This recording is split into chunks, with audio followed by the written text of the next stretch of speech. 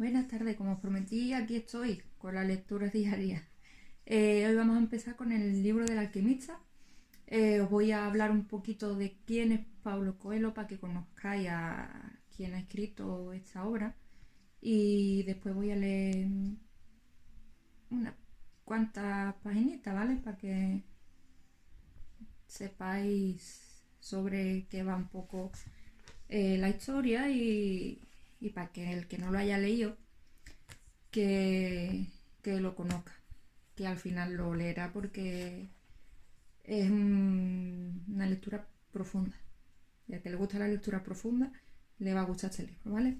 Pues voy a ir leyendo un poquito lo que os he prometido. Pues este es Paulo Coelho. Nació en Río de Janeiro en el 47, se inició en el mundo de las letras como autor teatral. Después de trabajar como letrista para los grandes nombres de la canción popular brasileña, se dedicó al periodismo y escribió guiones para televisión. Con la publicación de sus primeros libros, El peregrino de Compostela y El alquimista, Paulo Coelho inició un camino lleno de éxito que ha consagrado como uno de los grandes escritores de nuestro tiempo.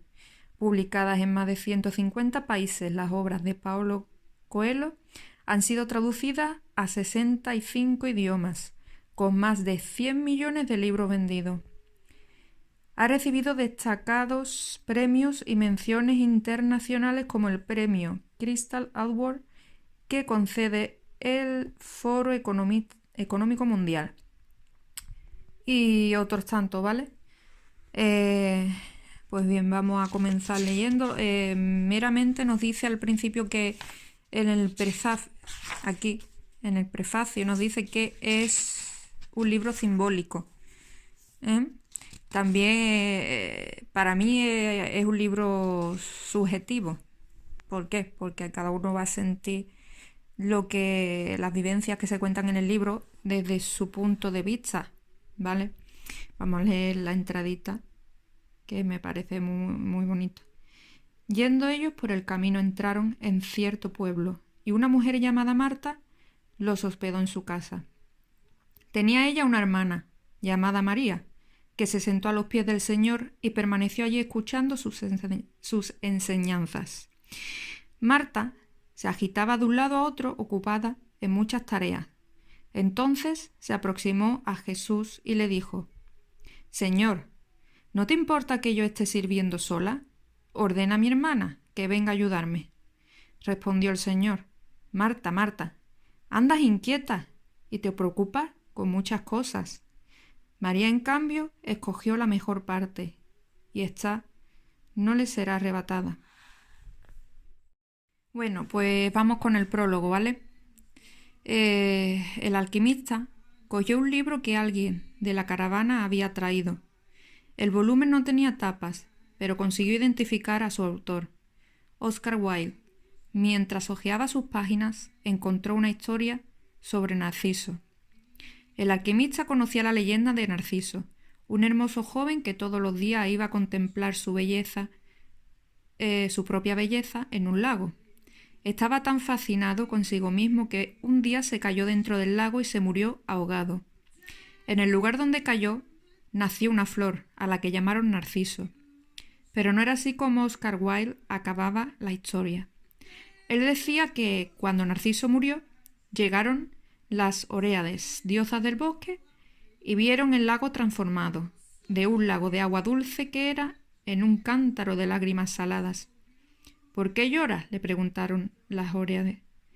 Lloro por Narciso, repuso el lago. Ah, no nos asombra que llores por Narciso, prosiguieron ellas. Al fin y al cabo, a pesar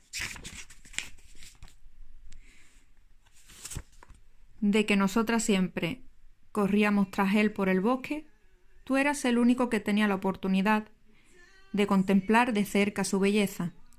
Pero Narciso era bello. ¿Pero Narciso era bello?, preguntó el lago. ¿Quién si no? Tú podrías saberlo, respondieron sorprendidas las Oréades.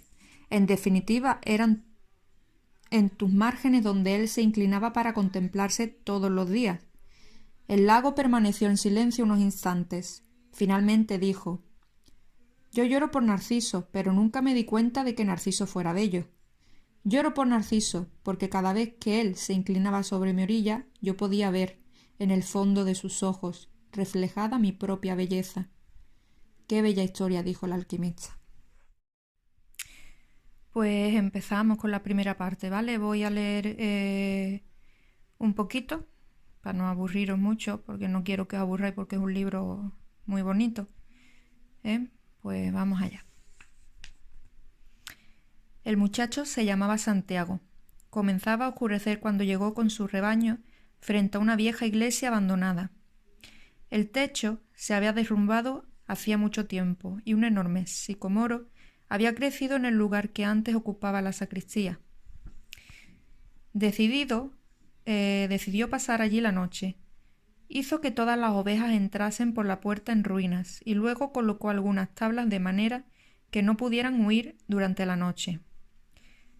No había lobos en aquella región, pero cierta vez una se había escapado por la noche y él se había pasado todo el día siguiente buscando a la oveja prófuga. Extendió su chaqueta en el suelo y se acostó, usando el libro que acababa de leer como almohada. Recordó, antes de dormir, que tenía que comenzar a leer libros más gruesos. Se tardaban más en acabarlos y resultaban ser almohadas más confortables durante la noche. Aún estaba oscuro cuando se despertó. Miró hacia arriba y vio que las estrellas brillaban a través del techo semiderruido. Hubiera querido dormir un poco más, pensó. Había tenido el mismo sueño que la semana pasada.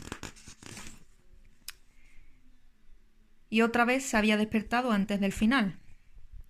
Se levantó y tomó un trago de vino. Después cogió el cayado y empezó a despertar a las ovejas que aún dormían. Se había dado cuenta de que, en cuanto él se despertaba, la mayor parte de los animales también lo hacían, como si hubiera alguna misteriosa energía que uniera su vida a la de aquellas ovejas que desde hacía 2 años recorrían con él la tierra en busca de agua y alimento. «Ya se han acostumbrado tanto a mí que conocen mis horarios», dijo en voz baja. Reflexionó un momento y pensó que también podía ser lo contrario, que fuera él quien se hubiese acostumbrado al horario de las ovejas. Algunas de ellas, no obstante, tardaban un poco más en levantarse. El muchacho las despertó una por una con su cayado, llamando a cada cual por su nombre. Siempre había creído que las ovejas eran capaces de entender lo que él les decía.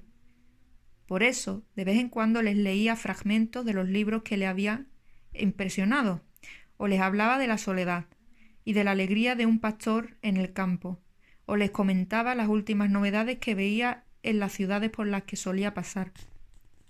En los últimos días, sin embargo, el asunto que le preocupaba no había sido más que uno. La hija del comerciante que vivía en la ciudad a donde llegarían dentro de 4 días. Solo había estado allí una vez, el año anterior. El comerciante era dueño de una tienda de tejidos y le gustaba presenciar siempre el esquileo de las ovejas para evitar falsificaciones. Un amigo le había indicado la tienda y el pastor llevó allí sus ovejas. «Necesito vender lana», le dijo al comerciante. La tienda del hombre estaba llena y el comerciante rogó al pastor que esperase hasta el atardecer. El muchacho se sentó en la acera de enfrente de la tienda y sacó un libro de su zurrón. «No sabía que los pastores fueran capaces de leer libros», dijo una voz femenina a su lado. Era una joven típica de la región de Andalucía, con sus cabellos negros y lisos y unos ojos que recordaban vagamente a los antiguos conquistadores moros. «Es porque las ovejas enseñan más que los libros», respondió el muchacho. Se quedaron conversando durante más de 2 horas. Ella le contó que era hija del comerciante y le habló de la vida de la aldea, donde cada día era igual que el anterior. El pastor le habló de los campos de Andalucía y sobre las últimas novedades que había visto en las ciudades que había visitado. Estaba contento por no tener que conversar siempre con las ovejas. «¿Cómo aprendiste a leer?», le preguntó la moza en un momento dado. Como todo el mundo, repuso el chico, yendo a la escuela. Y si sabes leer, ¿por qué no eres más que un pastor?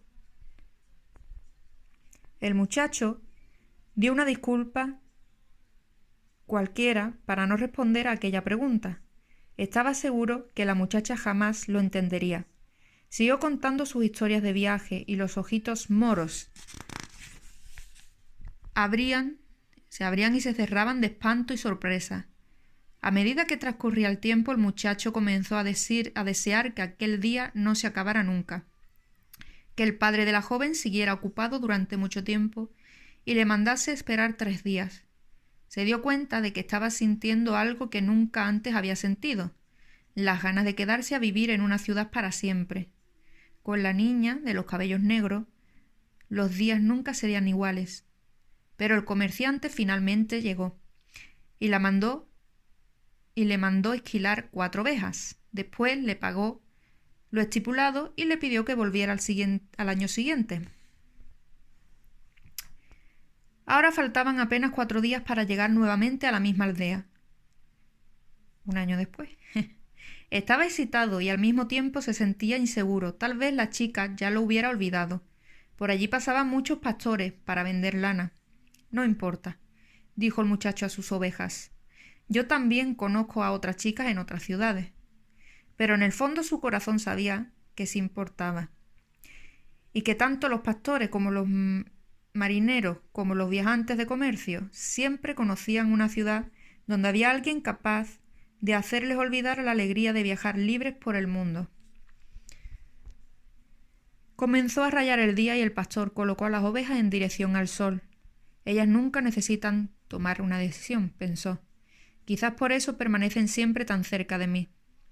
La única necesidad que las ovejas sentían era la del agua y la de la comida. Mientras el muchacho conociese los mejores pastos en Andalucía, ellas continuarían siendo sus amigas.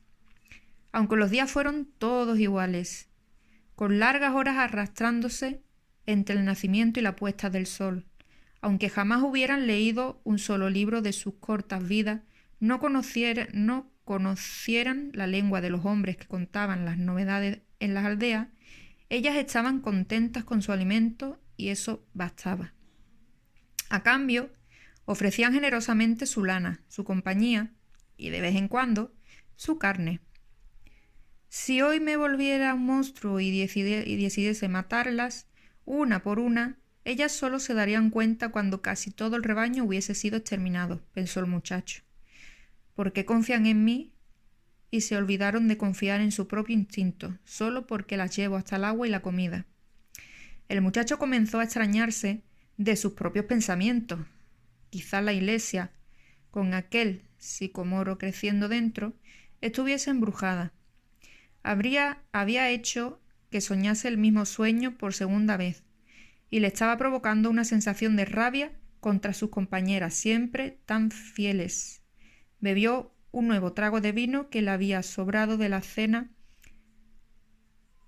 la noche anterior y apretó contra el cuerpo su chaqueta.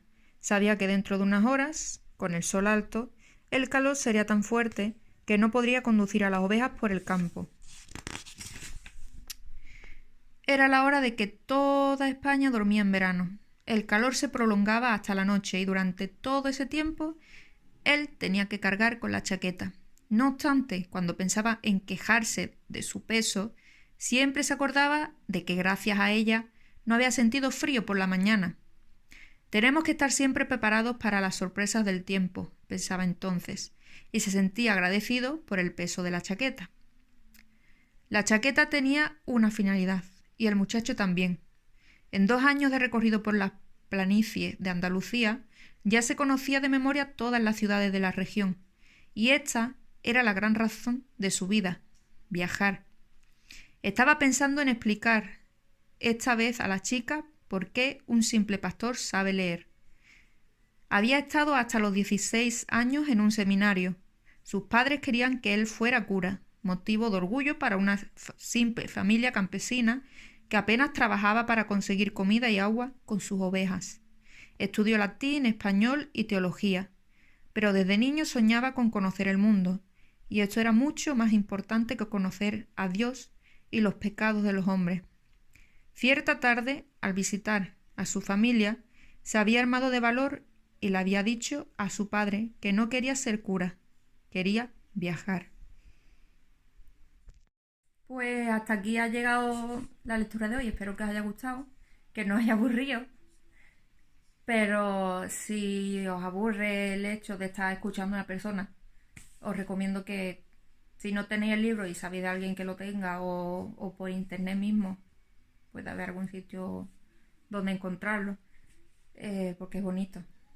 Hoy ahora mismo nos ha dado una lección que por mucho que la chaqueta sea un coñazo a la hora de calor, perdón por la palabra, cuando hace frío le reconforta y la necesita. Y ahí te pones a pensar que hay muchas cosas en la vida que nos molesta en un momento dado, pero que en otro momento nos benefician y la necesitamos. Son ciertas metáforas que pone el autor, ¿no? Metáforas que en principio parecen un poco simplonas, pero que lo lees y te das cuenta que es verdad, que te quejas a lo mejor por nimiedades muchas veces. Pues nada, mañana o pasado ya leeré otro trocito, ¿vale? Y espero que os haya gustado. Buenas tardes.